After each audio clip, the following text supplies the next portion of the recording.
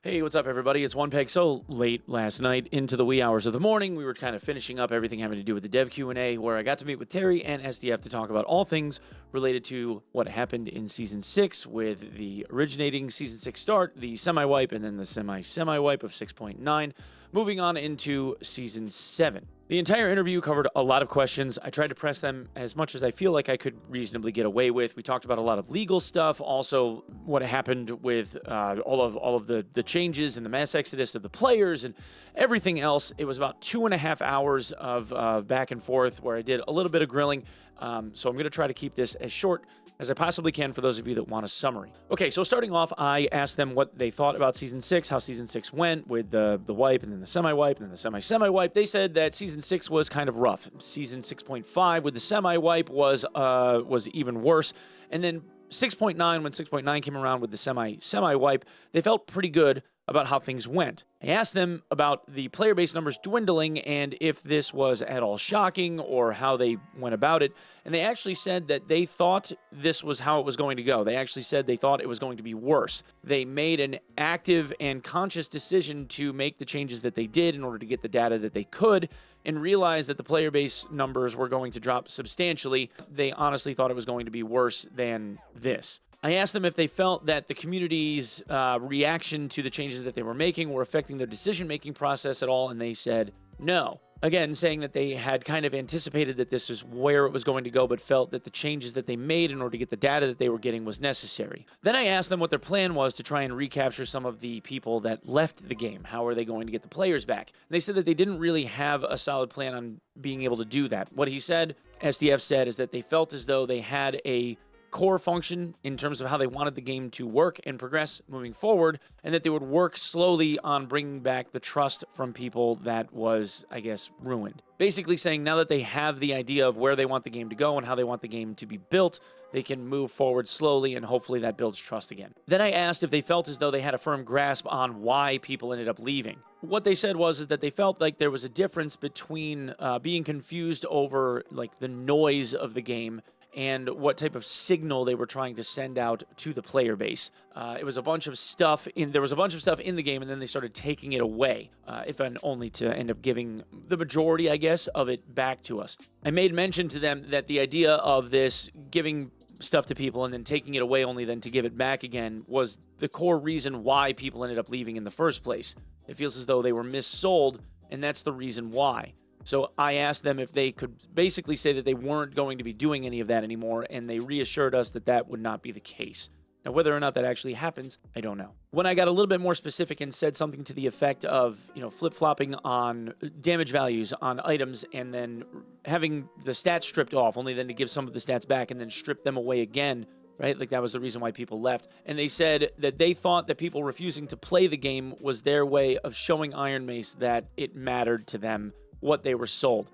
Terry actually ended up saying something to the effect of they were dense and thick-headed but needed to check out the stuff that they were trying to check out with statistics. And what I then reiterated to them was, when it comes to early access titles, people are sold on the idea of there being kind of like this fleshed-out beta version of the game where already that clear direction had been established. And in the case of where we were now, it felt as though we were not being sold that. We were more like being sold into a test lab, and that's not what we thought we were buying. So again, they did agree with that, though. To their credit, it seems as though they took the criticism that I had for them, that the player base had for them, pretty well. And then asked what he thought about the current balance of the game and whether or not he thought that the balance was right. SDF said that he was happy with the way that the game is balanced. Obviously, there are some outliers, things that need to be roped in, but for the most part, he feels as though the balance adjustments that are being made in the right direction. They also said that they now have someone dedicated on the team that is working on balance that is not SDF as their core function of the team, and that there are also a multitude of adjustments that are being made to perks and skills and things that were lesser used, as well as trying to rope in some things that seem like they're a little bit too overpowered. I then asked them whether or not they were talking in terms of solos or trios or duos, if the balance was right across all of them or what it looked like, and they said obviously there's going to end up being heavier weighted classes like Druid and Solos, for instance, is going to be a bit stronger,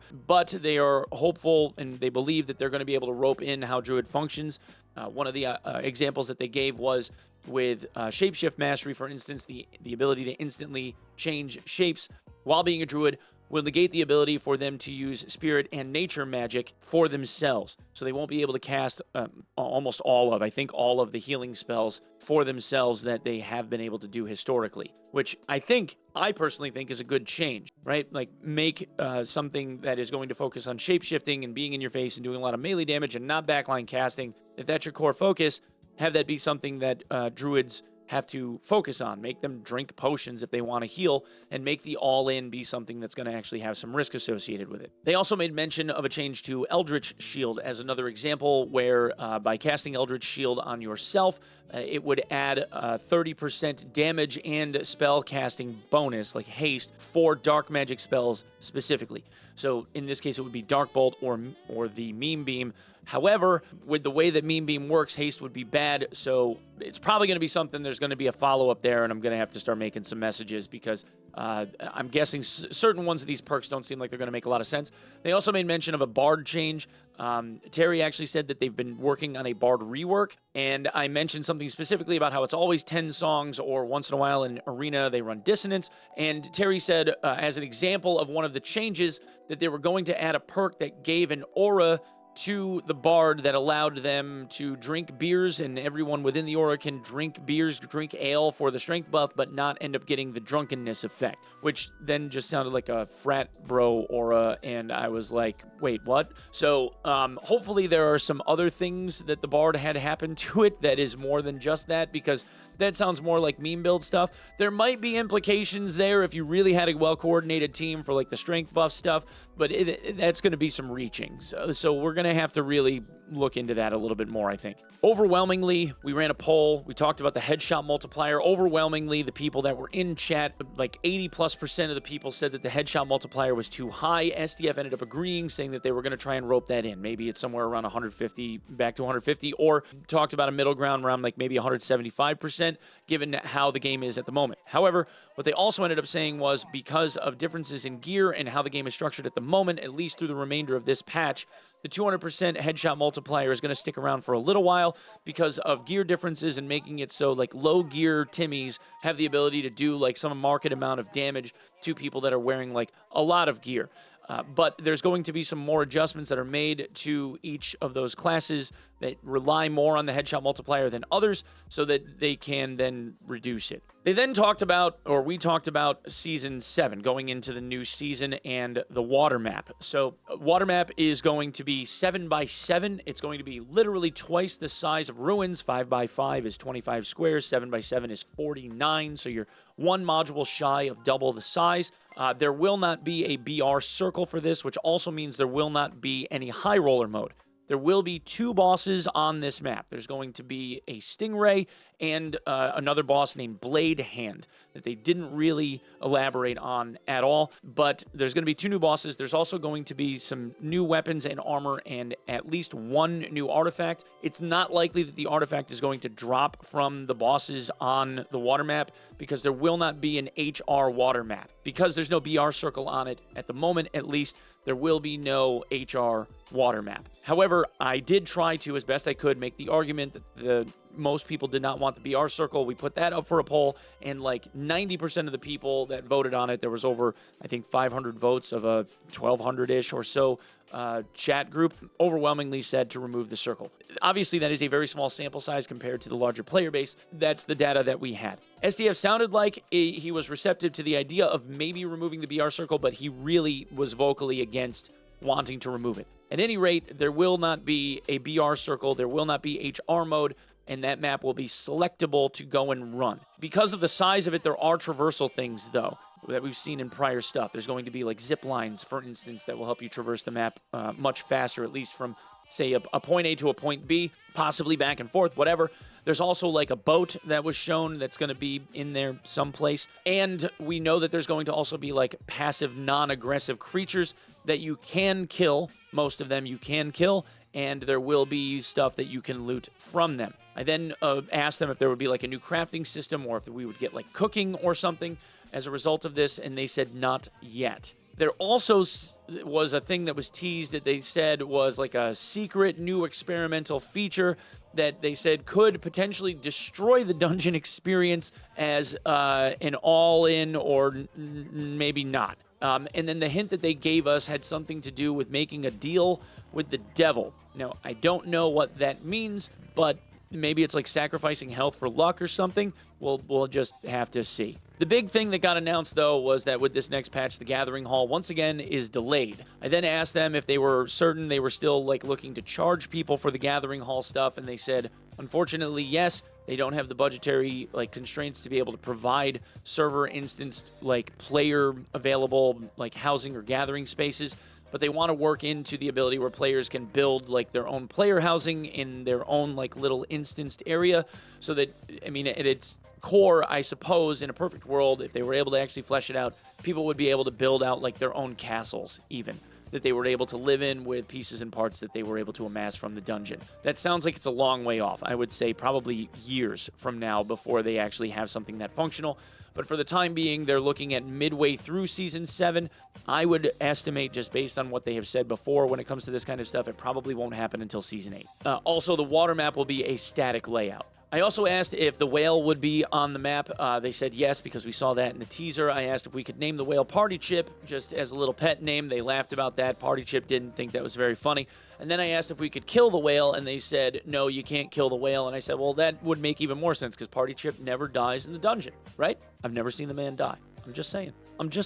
Also, in regard to the monthly cost, I said the community is definitely going to give some pushback on that. Will there be any added benefit, right? Because the idea would be to provide a carrot. Like, what's the big benefit other than just having a meeting space full of people like a VR chat? What they said is, in that regard, I was right. But the onus is on them to try to find the value provide in order to have people want to spend the money on it. He said it gives us a challenge to build out something that people are going to want to buy, and at the end of the day, they would be voting with their wallet, which, I mean, I agree. I asked if there would be arena rewards for Season 7, and they kind of said maybe, but not likely. Then I asked about quivers and backpacks. In the case of quivers and backpacks, Terry is now the person responsible for fleshing out, building out the quiver and backpack system. So if it doesn't get in anytime soon, we can blame Terry. I also mentioned that it seems as though there was a lot of recoloring of existing models in the game as skins for us to enjoy, like a whole bunch of different zombie skins or skeleton skins. And I said, will there be like new models for us to be able to use? And they said yes. Obviously, there's like the crocodilian, for example, that they're adding for this next season. Hopefully, there's some additional stuff on top of this, because we all would like to see that, I think. I then mentioned the pay for convenience package when it came to people buying in for the seasonal DLC with all of the additional storage for gold and all the potions, consumables, etc., and the additional stash tab. People obviously pushed back on that. They don't like the idea of pay for convenience, but even more so was that the thing that they were buying into was temporary. Will any of that change? They said yes. They said they made a big mistake on the way that this thing was structured, the way that it was built. They recognized that that mistake got made, that a lot of people did not like that idea. So moving forward, they're going to make it so that this seasonal DLC, season pass, whatever you want to call it, is going to be centralized around cosmetic-only items, but there will still be like the additional stash tab that will be kind of included, but the vast overwhelming majority of this seasonal DLC, pass, whatever you want to call it, is going to be solely around having cosmetic stuff. What they said was there would be 3 separate cosmetics for $9, and that would also include the stash tab as an added benefit. I asked if there would be Twitch drops for the new season, and they said yes. I then asked if we would have solo self-found at the beginning of Season 7, and they also said yes. They like how the solo self-found, like, first 2 weeks kind of worked out until the market was able to be opened after the first 2 weeks, and they want to keep that idea moving. Once again, the wipe will be on the 23rd, at somewhere between before or around 11:59 GMT PM. Then I asked whether or not the demigod rank grind will end up occurring the moment that the servers go live for the new patch, and they said that they think that they're going to end up delaying that a little bit because it's too much to do for people at the start of a season. They want to see people kind of progress through the quest, get themselves kind of accustomed to how everything's going, get themselves a firm foothold or whatever, and then get into High Roller for the purpose of grinding out Demigod after that. Then I asked about High Roller and what they consider teaming and not teaming, and more or less the boilerplate answer that I got was there shouldn't be any inkling of friendliness in High Roller. It's a competitive mode. The idea is to be competitive. That was the point. Then I did switch to a little bit of Q&A regarding the Nexon and Ironmace appeal. So just to catch you guys up, Nexon and Ironmace have been in a legal battle for a long time now.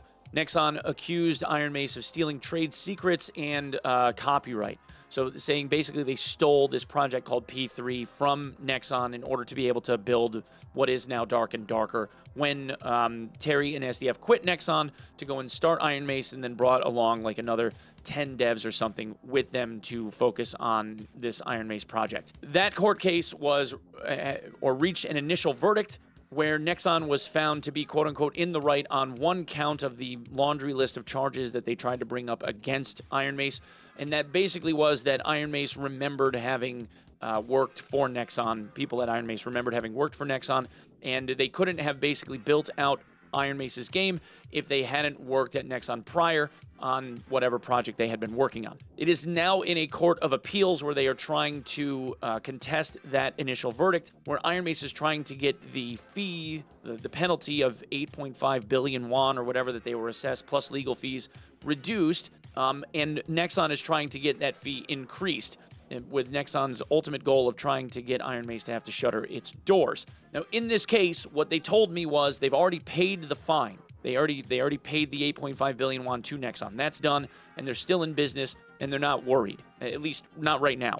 They did say that if Nexon were to win, like everything in the court were to find in their favor, it is possible, there is the possibility that Ironmace could have to shut down. However, they don't feel like that is within the realm of reality. There was an article that got published that I had actually recorded a separate video about this, but I'll just put it in here. There was an article that was published on the 29th of August, where from their last court appearance, they had made mention, Nexon had made an argument by saying that there was an asset, there was a door in the game that was scaled to a very specific size, down to the 6th decimal place. It was like 1.4 xxxxx meters. So I asked them about that. If the game wasn't taken from Nexon, how is the door the exact same size down to the 6th decimal place? What they told me was the person that was working on modeling for this Project P3 game at Nexon was learning how to use Unreal Engine because they were a Unity developer. So they had been going to YouTube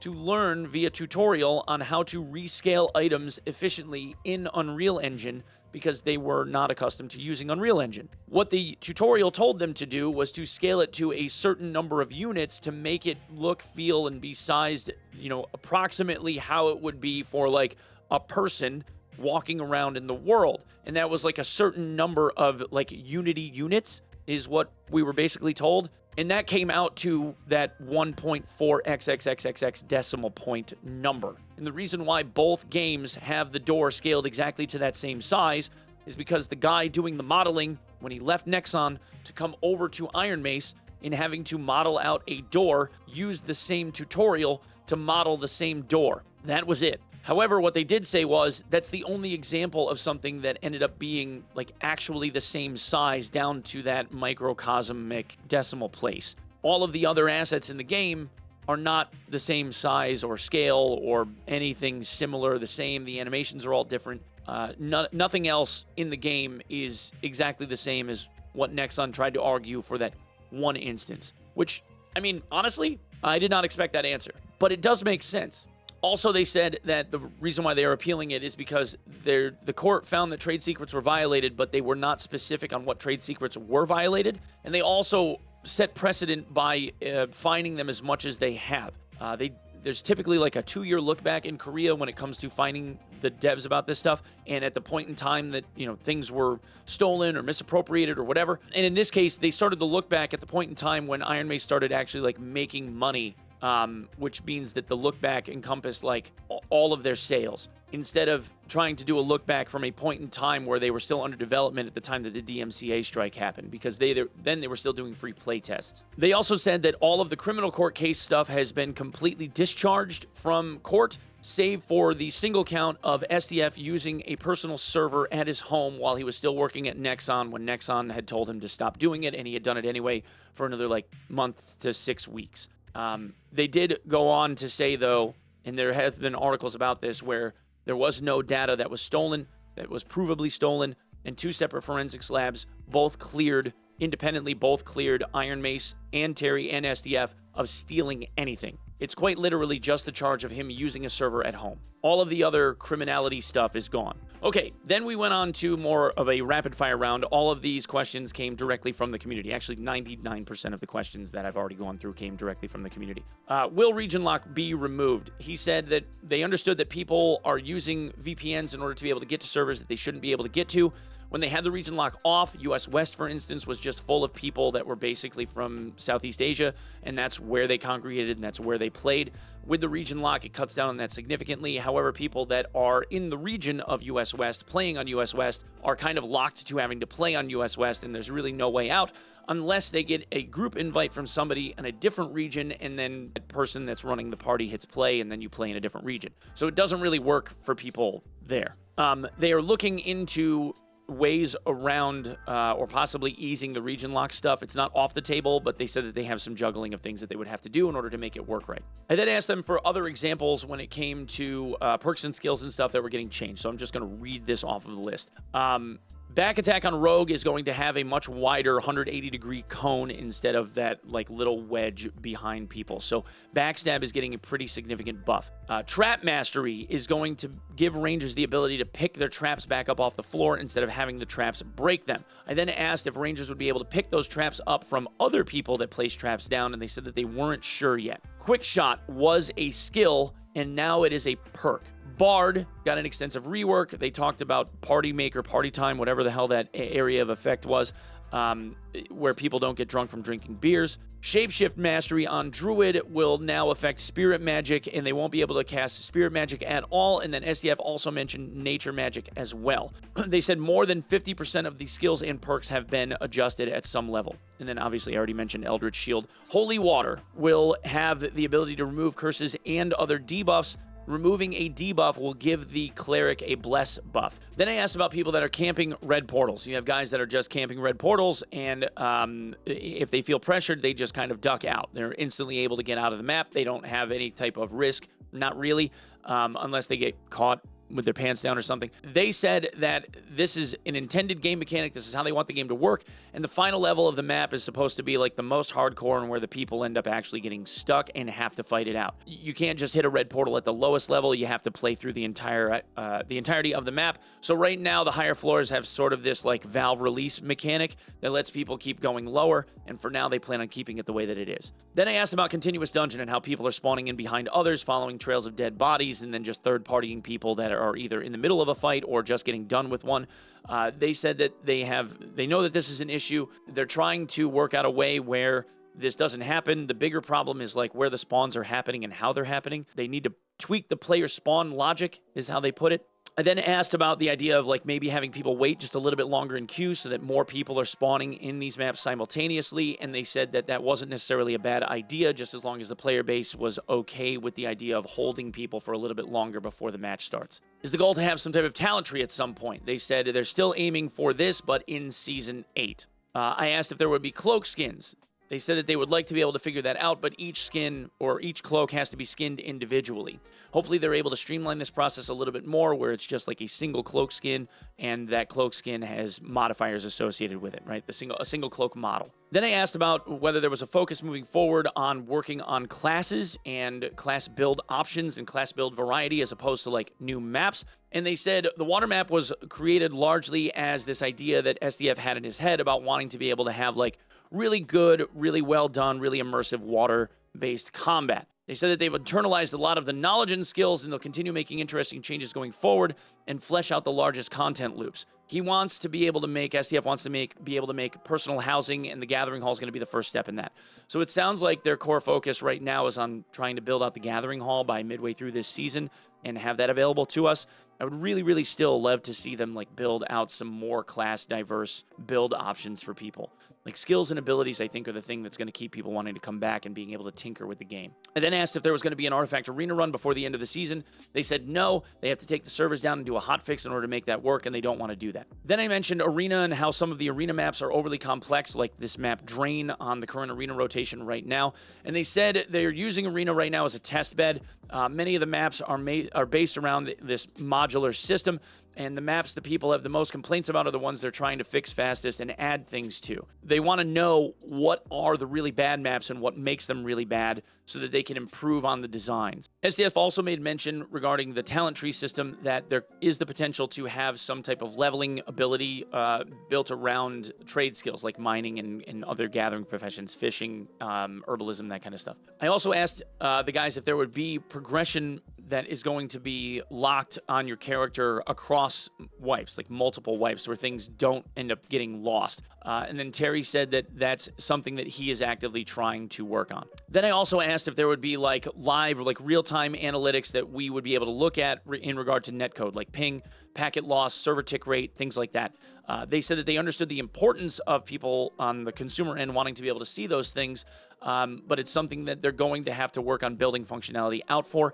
It would not be soon, but they definitely want to put it in. They also said it seems as though this is being asked a lot more, and I agreed because the server performance seems like it's taken a nosedive in a lot of circumstances. So they said that on the back end, they have to look closer at their server architecture and see if maybe there's something wrong with the servers that they need to fix. I asked then about the monk class. They said potentially in Season 8, so probably not by Season 8. Then I asked about like excessive amounts of like druid ratting. Druids are going to rat form, looting the hell out of bodies, going back into rat form, and then leaving through a red door, if only then to hide and then find a blue portal somewhere by being super evasive. I asked if we would be bringing back, or if there was a potential bring back the slow looting of bodies, and they more or less just said no. Then we had the model of the gun, the 14th century like little mini cannon on a stick with the wick that you light and it shoots off a little cannonball. Think Kingdom Come Deliverance 2, right? I asked if they were going to be usable by players or if they were just going to be, with the NPCs. They told me that that is going to be player usable. It's going to be a weapon that we can all use. There's going to be varying levels of rarity with their own damage modifiers and all that kind of stuff. They said it's going to be similar to a windlass, but a little bit different, and the classes that are able to use crossbows, windlasses, stuff like that are going to be the classes that can use the gun. So Ranger, Fighter, potentially anybody that can use a crossbow, maybe Bard, maybe Wizard, because it would be really cool.